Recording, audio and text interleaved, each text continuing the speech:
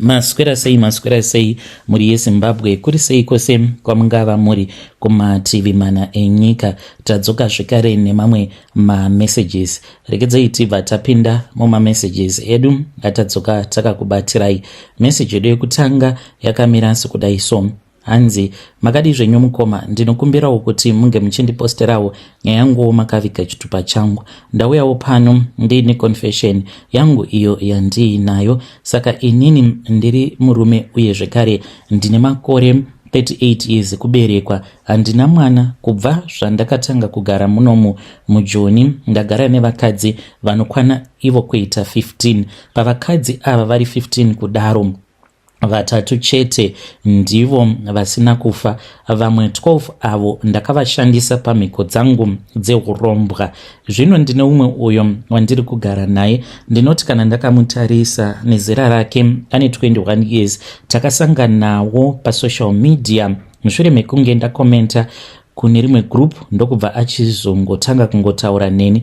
Ndakaona kuti ainge ava kutondifarira, saka ndikabva ndachizomupfimba. Saka ndiye wandiri kugara naye pari zvino, kuti ndinge ndichimushandisa pamhiko dzangu dzehurombwa. Ndiri kunzwa ndichimunzwira tsitsi nekuti iyewo akangofanana neni. Mukoma ininiwo ndiri nherera naiyewo inherera. Iye zvitori wese because haatozivi kana kune hama dzake dzekuna amai zvekare nekuna baba. Nyaya yangu mukomanashi yakatangira apo pandainge ndichiri kugokwe. Ndakachengetwa nagogo vangu nyakubereka amai. Saka gogo vainge vachinzi ndivo vainge vakadya baba vangu. Akatanga kufa vainge vari amai, ndokubva ndachizotorwa nababa apo vainge vawana umwe mudzimai. Vakatanga kugara neni nemudzimai wavo mutsva. Ndaishungurudzwa zvisingaiti, saka mudzimai wavo akazondidzinga. Ndikazodzokera kumusha ndikatanga kugara nagogo. Baba vangu ndokubva vachizoshayika. Zvinonzi baba vangu vainge vaine mari yainge yakawanda kwazvo. Saka nekuda kwekuti pakavigwa baba vangu ndainge ndisipo, dzimwe hama hanzi dziri kumhiri kwemakungwa dzakatobvunza kuti mwana aripi, nekuti kunyangwe musiri kuwirirana nagogo vacho ari kufanira kuti ange achiwana something. Saka hama dzimwe dzakazoti vainge vachazosara vachizondipa something mushure mekunge zvinhu zvose zvagovewa. Saka hanzi ndainge ndiine mombe dzandaifanira kupiwa, uye zvekare nemotikari 2 dzandainge ndichifanira kuti ndige ndichipiwa, zvekuti maybe ndingadai ndisina kuzosvika pakuromba because ndaifanira kupiwa nechirori zvekare. Saka vakazoti vaona kuti dzimwe hama dzababa dzainge dzaenda kumhiri kwemakungwa, hakuna ainge achabvunza zvino kuti ini semwana ndainge ndakazopiwa chii. Vainge vari paground ndivo vakangotora vakabvutidzana zvinhu vakagoverana. Saka gogo vangu nekuda kwekuti vainge vakavengana nehama dzababa vangu, havana kumboitawo hanya nazvo kuti vange vachizoenda neni kumusha kwababa kuti ndige ndichizoenda kunoona apo painge pakavigirwa baba vangu. So mukomanashi ndakabva ndachizokura ndichigara nagogo vangu. Saka gogo vangu vakashayika ndichiri mwana mudiki. Chinondirwadza pana gogo vangu, vakaita mazuva 2 vafa vari mumba. Sezvo ndainge ndiri mwana handina chandainge ndichiziva. Gogo vangu ndaivaziva nekuti vaigara vakangorara nguva dzose sezvo vainge vachirwara. Saka pandakamuka ndainge ndichirara mukicheni, ivo gogo vainge vachirara mubedroom mavo. Saka ndakangoona dhoo rakakiwa nechemukati, ndikangoti gogo vakarara. Plus sezvo ndainge ndiri mwana mudiki, ndakatongobudawo pamba ndikaendawo kumaraini, ndikaswera kumaraini ndikadzoka ndikangoona dhoo rakangokiwa. Handinawo kuita basa nazvo nekuti dzimwe nguva vaikwanisa kuti usandivhiringidza because handisi kunzwa zvakanaka. Vaingoswera vakarara. Dzimwe nguva ndozotovaendesera chikafu. Ndakanoka ndiini chikafu ndikatofara ndikatoti nhasi ndinodya sadza rose poto yose ndiri ndega. Saka ndakaita mazuva iwawo ndisingatozivi kutoti gogo vangu vainge vashayika. Ndakatanga kunzwa kunhuhwa. Ndainge ndichifungidzira kuti maybe rainge riri gonzo because pamba apo patainge tichigara paiva neproblem yemakonzo zvekare nenyoka. Saka bedroom ragogo rainge rakavakwa nedouble wall. Saka vainge vasina kunyatsokugadzirisa zvakanaka pakati pemadziro, nekuti paiva nemakomba saka makonzo aikwanisa kuti rikapinda rotadza kubuda raikwanisa kuzofiramo rotanga kunhuhwa, kana nyoka chaidzo dzaikwanisa kufiramo mumakomba imomo mozongonzwa nekunhuhwa. Saka ndakati zvimwe kuda ainge ari makonzo. Nerimwe zuva umwe mukadzi akauya pamba achitsvaka gogo, ndopaakati pane chinhu chiri kunhuhwa panapa. Ndopaakabva achizoenda akatanga kunoka akanoka, akabva achizoenda ndokubva achizonodaidza sabhuku because akandibvunza kuti gogo varipi. Ndikati gogo vakarara vari mubedroom mavo. Sabhuku vakauya ndokubva vachizopaza dhoo nevamwe vemuvillage kunodai wanikwe mutumbi wagogo wainge wafuta zvino wava kutoda kutoputika. Gogo vakatovigwa zuva iroro, nyaya mushure mekunge yasvitswa kwamambo. Ndakazotorwa nasabhuku ndikatanga kugara naye. Ndakagara nasabhuku kuda kwevhiki 2 ndokubva kwachizoya umwe murume ainge achigara kune rimwe village but yainge iri hama yemukadzi waamai sabhuku. Ndaendeswa ikoko mukoma, ndakatanga kushandiswa semugayisi ndichishanda po ipapo ainge aine zvigayo zvake. Saka chandakazoona paari mudhara iyeye ndakaona kuti aiva neushereketwa hwake uhwo hwaainge ainahwo, nekuti zvigayo zvake 3 zvaiti zvikafa zvaifa zvose panguva imwe chete. Zvigayo izvi zvainge zviri mumavillages akasiyana. Saka taitoti kana chimwe chigayo chikafa ainditi pinda mumotikari tobva taenda kune chimwe chigayo, obva anodira mvura. Handizivi kuti yainge iri mvura yakaita sei. Pataizodzoka tichizodira mvura dziya pachigayo chandainge ndichishandisa inini chaitongomuka chiri chega usina kuchimutsa. Saka ndo zvimwe zvaiitika. Rimwe zuva ndakamuona ainge aine umwe mukadzi wandisina kukwanisa kuziva kuti ainge ari mukadzi wani, asi ari wemuvillage. Vainge vakarara vari pamusoro peguva. Pandakazoti ndichinosvika pamba pamudhara iyeye ndakaona pakati pechivanze paiva nezimoto. Saka ndakafungidzira kuti vainge vari vana vake vainge vachidziya moto.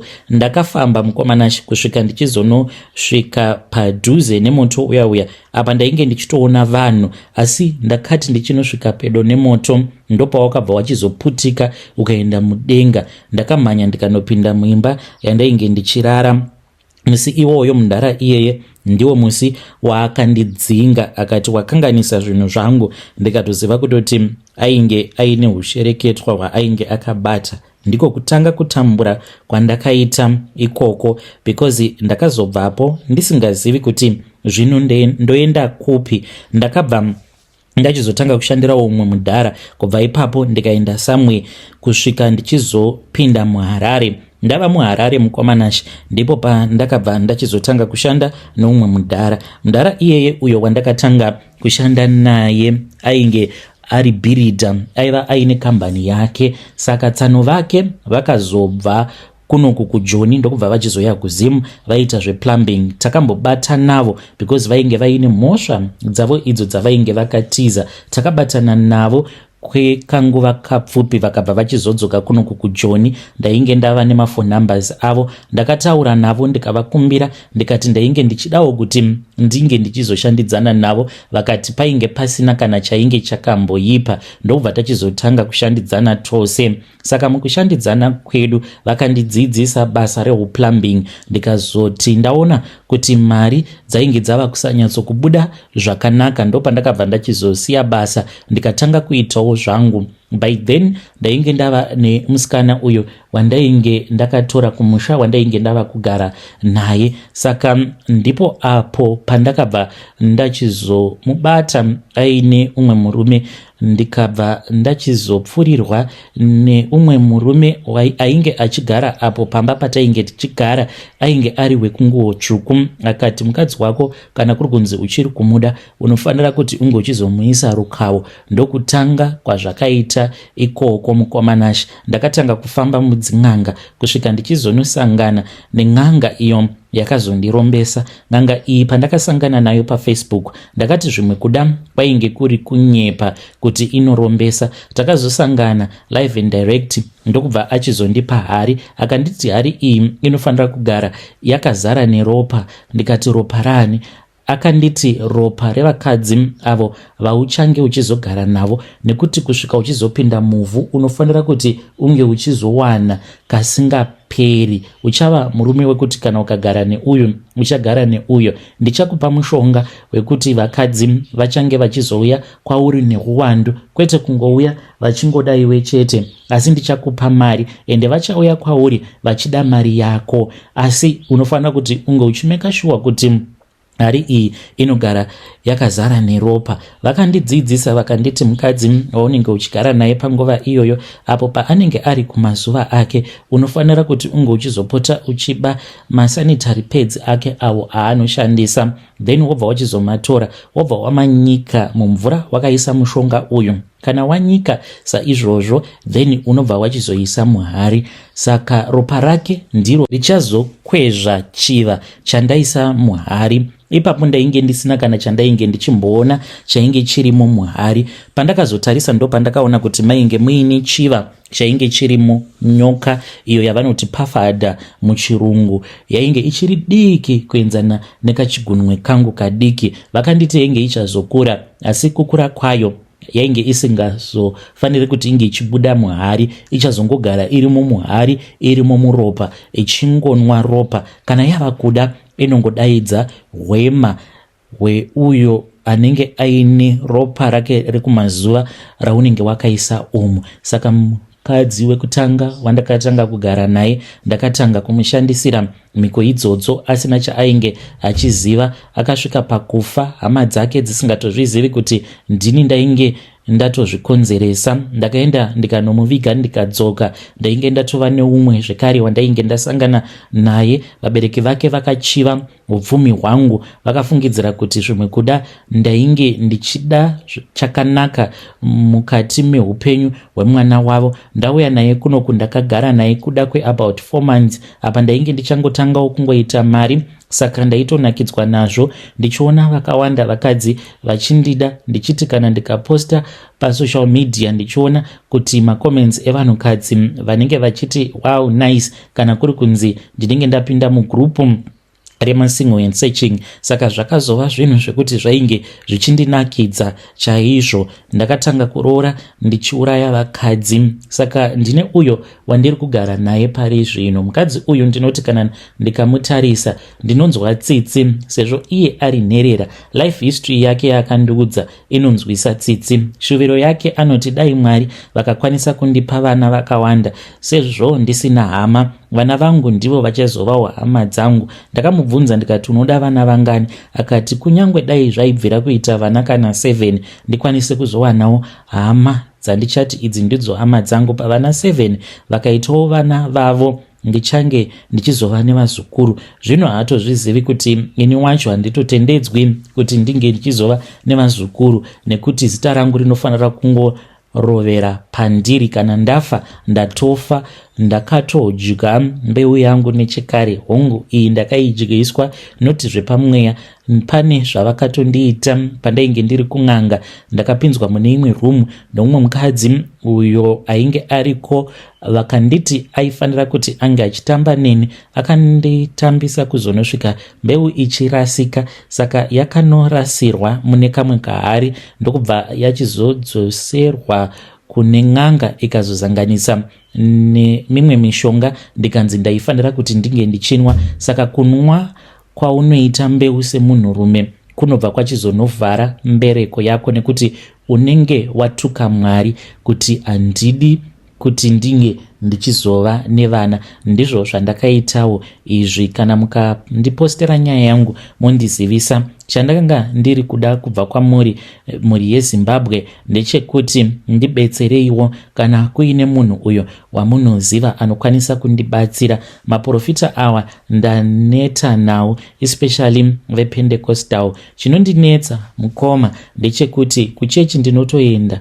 ndakatoroverera sutu nemotikari yangu yandinodhiraivha inodhura chaizvo, asi kuchechi ikoko hakuna kana anokwanisa kumbopiwawo chiprofita naMwari kuti munhu wamuri kunamata naye uyu akaromba. Saka ndo zvimwe zvezvinhu zvinondinetsa mupfungwa dzangu izvozvo, kuti ko vanhu vacho vekumachechi vanhu vakaita sei? vanongonamata nevanhu vakaromba vasingazvizivi kuti isu vamwe takaromba. Vainge vachitomboda kutombondipa chigaro muchechi, but ndakaona kuti zvekupiwa chigaro inini handidi, nekuti ndinewo zvangu izvo zvinotondinetsa mupfungwa dzangu. Saka zvekuti ndinge ndichizomiswa pamberi pevanhu ndichinzi chigaro, aiwa ini handikwanisi.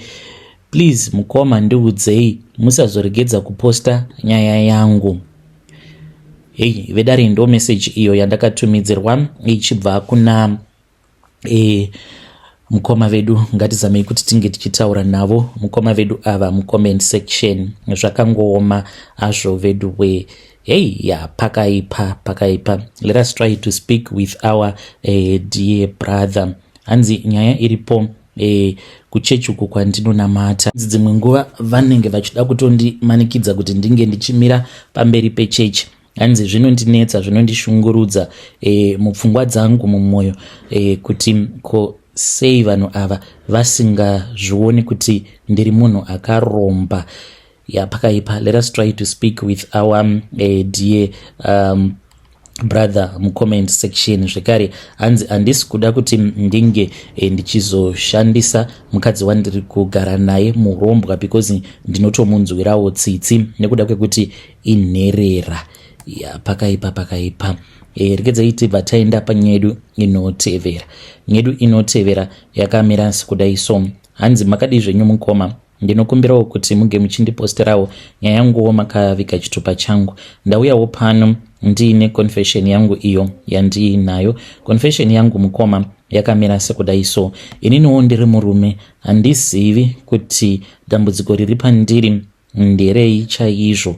Ndiri kuti kana ndikabata mari iyoyo iri kunyangarika, but pane zvakamboitika kumashure, handizivi kana zvirizvo zviri kukonzeresa. Ndakamboshanda pane umwe muIndia. Pandainge ndichishanda pamuIndia, ndakabva ndachizotanga kutaura neumwe muIndia uyo ainge achida kundishandisa kuti ndige ndichizopota ndichibuda nemari. Saka aipota achindipa mari dzimwe nguva ma20,000. Ndobva ndamumirira kunze kwegedhi, then ndobva ndachizopinda mumotikari yake tobva taenda kumba kwake.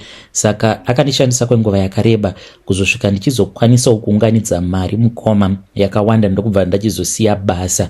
Ndakavhura supermarket kuZimbabwe. Kunoku kuSouth Africa kwacho ndigere tatata, because kunoku tava kutongodyawo maprofiti emari idzo dzatiri kubata kuzimu. Uye zvekare kunoku ndinohodhera vamwe vanhu vane masupermarkets, magroceries. Saka dambudziko riri kuitika kwandiri mukomanashe zvinhu zvinotondivhiringidza kana pfungwa, because ndinokwanisa kuti nhasi uno kana ndikapiwa mari inokwana iyo kana kuita 40,000 sezvakaitika last week, ndainge ndiine 35,000 muakaunti. Mari iyi handizivi kuti yakaenda kupi. Ndakangoita transaction.